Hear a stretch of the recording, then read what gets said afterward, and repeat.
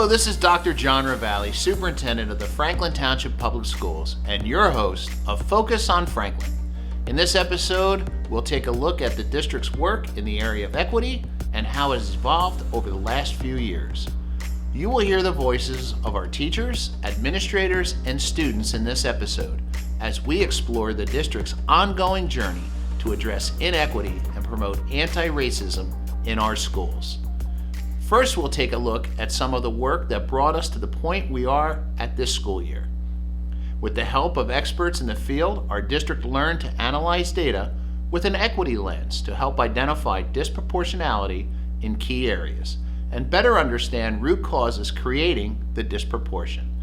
The consultants provided an outside perspective and strategies helping us to chart our immediate and future course of action.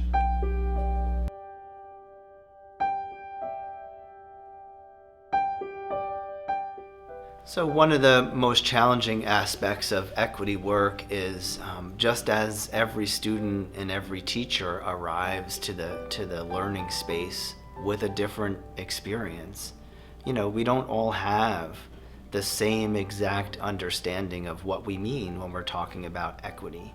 For example, one misconception is that equity is the same thing as equality, and the idea that if we just treat everyone the same, that's what we ought to do. And that makes sense, right? On a certain level, there's a certain logic to that.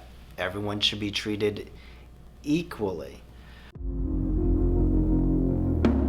But because of history, because of social interaction, because of, things that have happened over time, we know that our students' experiences and their different lives are not the same. Equity is the idea that we're not simply putting on blinders and just simply giving everyone the same thing. It's more about putting those resources that will level a playing field so that there's equal access and opportunity.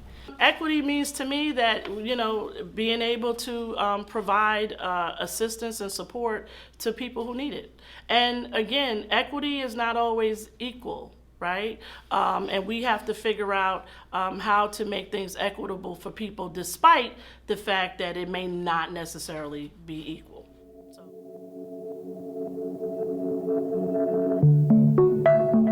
Society as a whole is starting to see, the things that are going on. And I think now that they're seeing it in the media and, seeing it socially, they're beginning to accept that this is, a problem in our country and that it does need to be addressed. The things that we see in the media now have always been happening, going back to my mother and her mother. But over the past year, it has been front and center. And that has made people more aware that it still exists and that we need to be part of the solution as opposed to part of the problem. When you talk about equity and inclusion, yes, we are talking about students of color, people of color, to address the disproportionality issues here in our district. But equity and inclusion includes so many different people. So if you're opposed to equity in one place, but are for it in another place, I think that through education, awareness, professional development, those intersectionalities are what is going to move our school district forward, our community forward, and ultimately our country forward. My work around equity began when I was an 8th grade vice principal at Franklin Middle School, which is now Hamilton Street campus.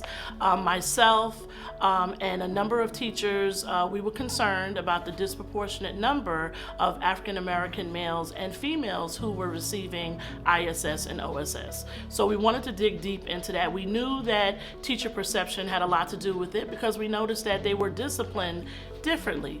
And myself, as the disciplinarian, the head disciplinarian, I also, started to examine my own personal practices in how I dealt with certain situations and doled out discipline. So we've been working on equity for quite some time. Namely, we've been really interested in solidifying a strong connection between our teachers and our students. Our goal in bringing in various consultants the past few years has been to help broaden understanding of how cultural differences can contribute to students' learning opportunities and outcomes. Soon thereafter, we had the pleasure of meeting and working with Robert Jackson, who was able to, again, raise more attention about perspective. We also briefly were able to bring in Zaretta Hammond. She wrote a book called Culturally Responsive Teaching in the Brain. She spent some time with our administrators. So following our interactions with Zaretta Hammond, we were fortunate to have met another person who has worked out of NYU and out of Temple University named Eddie Fergus. He's a national consultant whose work focuses on looking at data, looking at the patterns in school districts to see if there are blind spots. And so by looking at data and looking for those patterns, we can then ask the question, what do we do to change those patterns? When we are engaging in equity work, we have to do two things. We have to use the mirror to look at ourselves, and we have to use the window to look out at what we are doing and the impact of it in the world, in our local context a lot of times. And so before we can go out and serve others and understand the cultural norms for other people, we have to really understand how we show up in our cultural norms. I have a classroom where students come from Colombia, from Dominican Republic, from Mexico, El Salvador, Honduras. So although we are all Hispanics, we have different words that I'm constantly learning new words from them and they're learning from me. So having those discussions about our culture and our experiences, it's a great way to be equitable in a classroom. When it comes to equity, there can be an issue where you're over-classifying Black and brown students or under-classifying brown and Black students. I think the district does a really good job of making sure that the special education and classified students are actually diverse and are actually receiving the services that they need to have. Being a student in the classroom that the teacher never called on, I was one of those students that wasn't seen. And as a teacher, I make sure that every single one of my students is seen because I don't want them to ever feel like I felt, just being invisible in the classroom. So when I'm in the classroom, I get to know every single one of my students. And I see the success that has bringing their culture into the classroom, bringing their ideas into the classroom, motivating every single one of those students to be better and do better and let them know that I believe in them. I watch them jump reading levels every year. So we began working with Equal Opportunity Schools, which is a program designed to help us really find students who really should have always been on track to be in AP classes, but because of our certain patterns of recruitment, they were missed. My name is Marcus Ramos, and I want you to take the leap into AP. Franklin High School has begun an exciting and necessary outreach to close the participation gap of underrepresented students who have shown the potential to perform well in advanced placement classes based off their test scores and grade point average. I was a little nervous because I heard the workload was harder and that they were a lot harder than honors classes. I'm really up for any type of challenge, honestly. I think the challenge of taking an AP class was really for me. Are we all good? So we had a large number of students of color who had very high grades. They were in honors classes, but they were not in our AP classes, which if a student takes even one AP class, their chances of graduating high school go through the roof. Their chances of attending college are dramatically increased. And if they take and earn a score of 3 or above on an AP test, their chances of completing the 4-year college experience also go up dramatically. So for students of color to not be taking AP courses was really not economically viable for students, not a great sort of pathway. So we knew we needed to do something there, and the EOS program helps us to find students who really should be in AP anyway, support students, support teachers in making sure that they're delivering lessons in a differentiated fashion so that we're meeting every student where they are. And so these students who already had high grades and were already in honors classes, sort of shifting the perspective to what does it take to be successful in an AP class. It definitely takes a lot of time management skills because, it's hard to juggle like all those different like subjects at the same time. It makes me have to change my schedule around.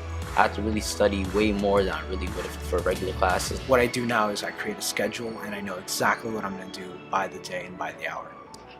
We also look at barriers, like do students feel welcomed in their AP courses? Do students feel that they belong in college? Things like that really contribute to a student's decision to engage in rigorous courses, especially in the advanced placement course program. It's definitely worth it because you have so many opportunities. You have so many different AP classes that this high school gives you, and all of them are unique. If you're just going to take an AP class for the extra 10 points at the end of the year, or just because it looks good, you're not going to get everything you can out of that class. I think it really has to be based on your drive and what you are interested in and what you want to do with your life.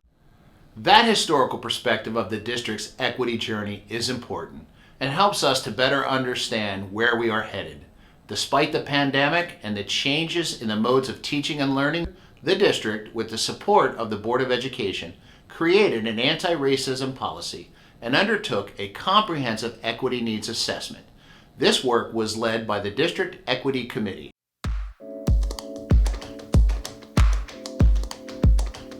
So the larger work with the District Equity Committee, I think really was solidified when we worked on the anti-racism policy and regulations, right? Through everyone's different career and career paths, we never know professionally where, our people in positions are going to move to. So we thought that our anti-racism policy and regulations needed to be in place.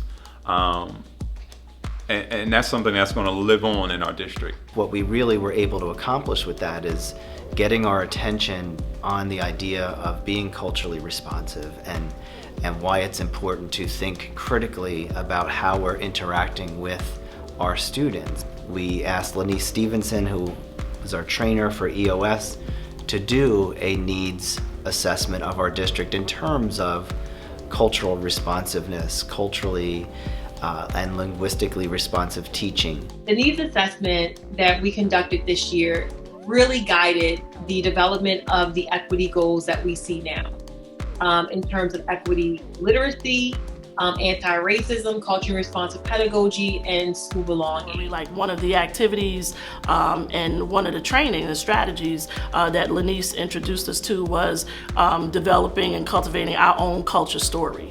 And having everybody kind of take a look at where they came from. What's our own culture story? Everybody has one.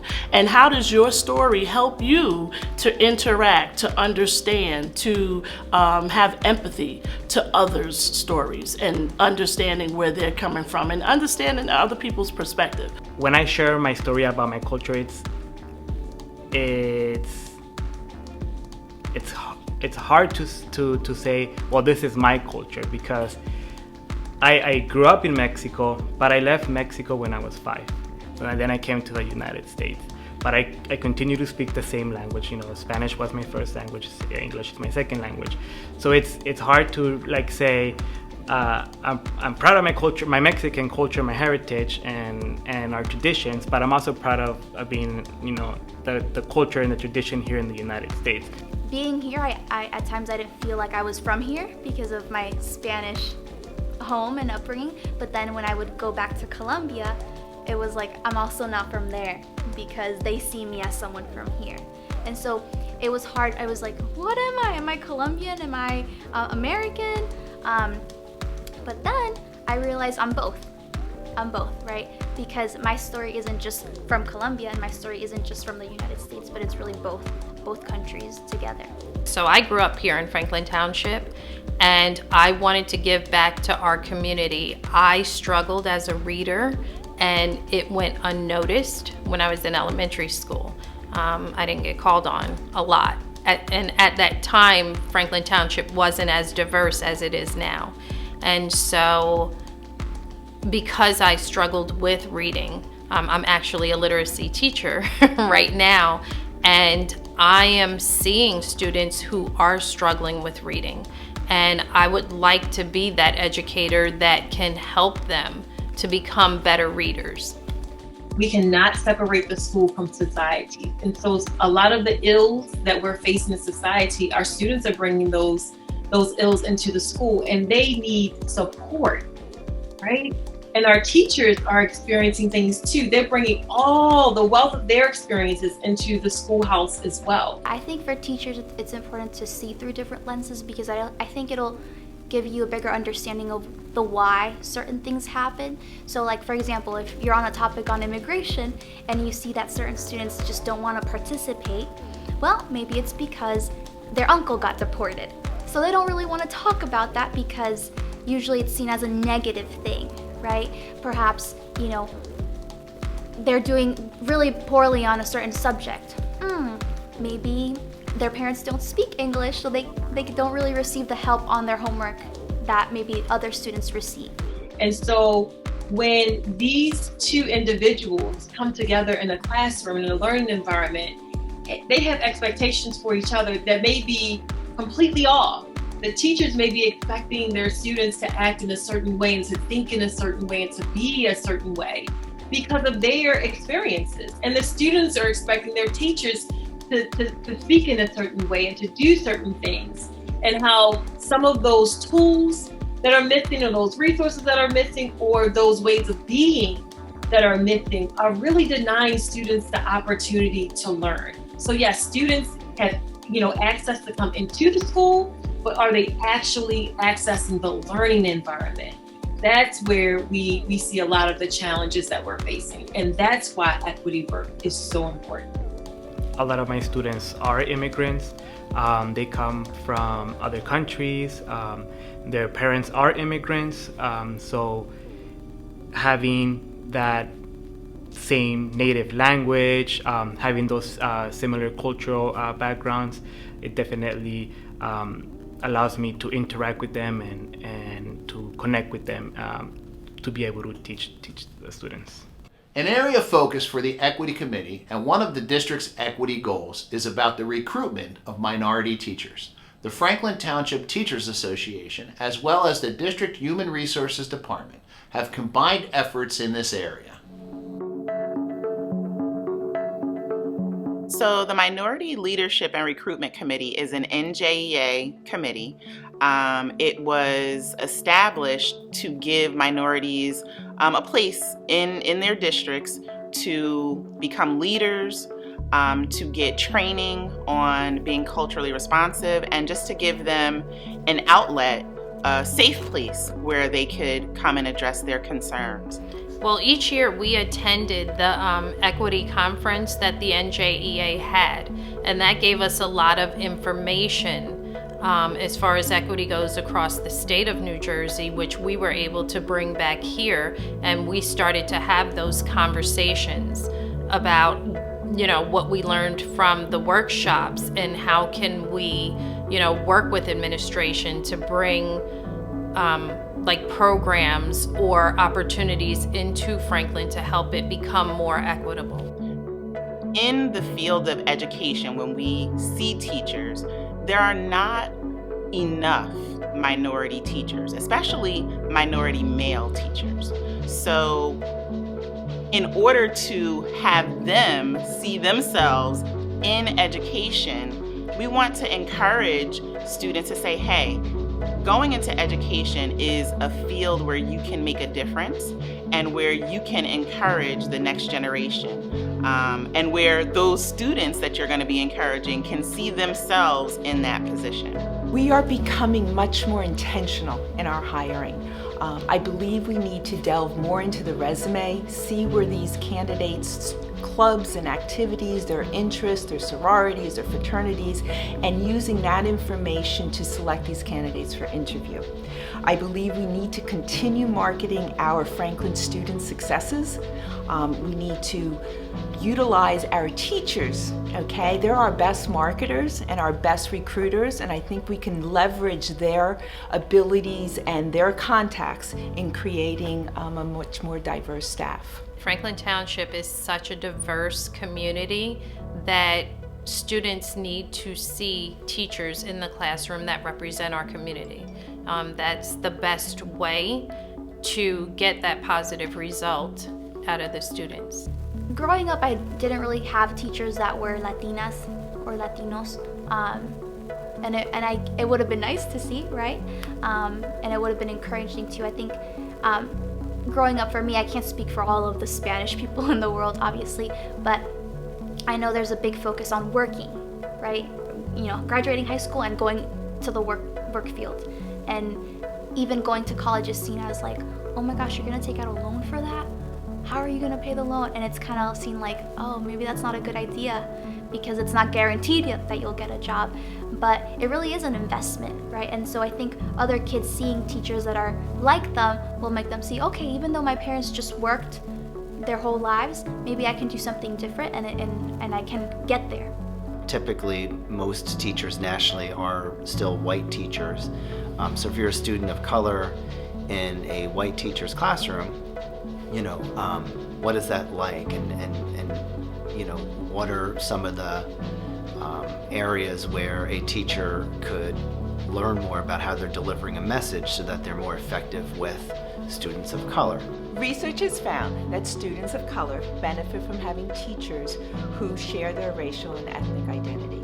Research also has found that all students benefit from positive exposure and experiences with individuals from a wide range of races and ethnic groups, and can also help to reduce stereotypes. Being a Latina woman, I was supposed to probably have 5 kids by now. I wasn't supposed to go to college. I was supposed to have, you know, gotten my GED and like been struggling. And I just never wanted that story for myself. So I think it's very important to have educators that can share those stories. Like, you push, you try, you fall down, you know, you gotta keep going. If your school or if your community doesn't represent you, then it may take longer for you to see where your place is. But if that representation is there, then immediately you make a connection and you say, hey, I can see myself being the media teacher. I could see myself one day being the president. So again, representation matters because our world is diverse. The 2021 school year has been challenging for us all, but once again, our Franklin school community has been resilient, and I'm very proud of how the district navigated through the challenges this past year. I'm extremely proud of the work our equity team has done and continues to do in helping to promote anti-racism, create a better school environment, and provide more opportunities for our students. What I find most challenging about my work is the time. Not the time that it takes for me to invest in the work, but the time that it really takes to achieve organizational change.